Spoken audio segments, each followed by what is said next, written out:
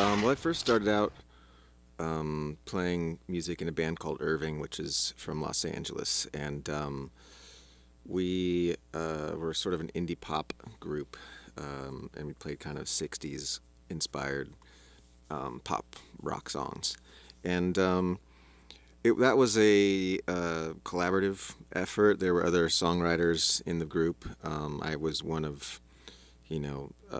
kind of three main singers, and so, I had a lot of extra songs that didn't fit into the Irving sound. So I ended up starting another band, which became Seawolf, because I felt like there was a lot of other types of songs that I was interested in playing than what we were doing in Irving. So I started doing recording songs for Seawolf in maybe about 2003, 2004.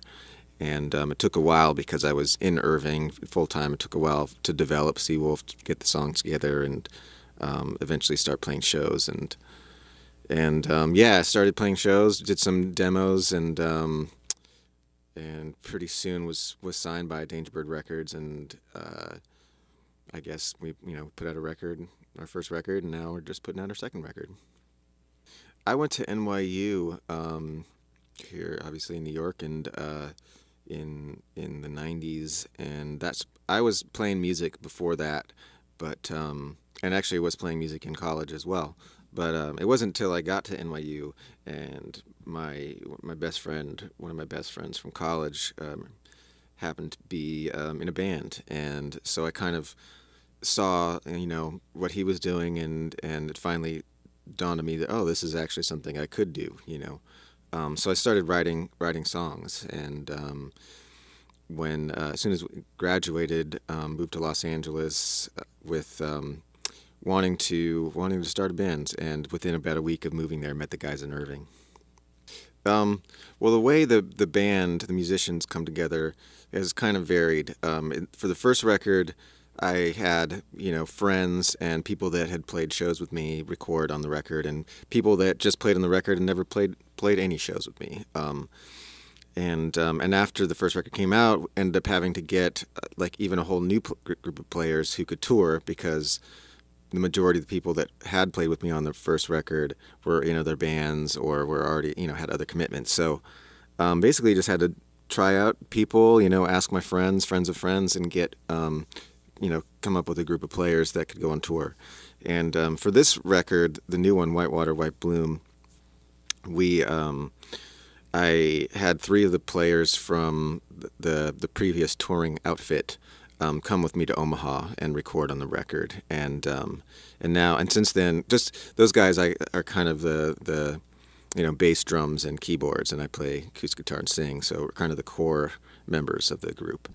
And since then, we've had to find another cellist and guitar player, which Nathan and Joyce, who are here, they've filled in that role like amazingly. As far as the players being who are playing in the group are concerned, I'm not sure who's going to stick around and who's not. A lot of that's up to them, and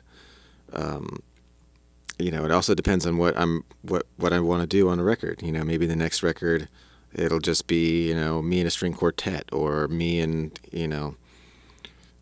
like a percussionist or something. I don't know. I don't anticipate that that's going to happen, but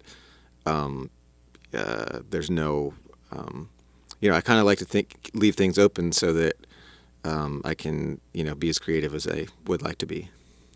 Well, Phil Eck, I met through Irving because he recorded some songs for Irving, and I really fell in love with him and him as a producer and him as a person. And when I did the first Seawolf record, most of it I produced. I mean, I pretty much produced the whole thing myself, and Phil came in toward the end of the recordings and added a few tidbits here and there, and also produced my vocals, because I really wanted somebody other than myself to be there, directing me. So he was somebody I trusted.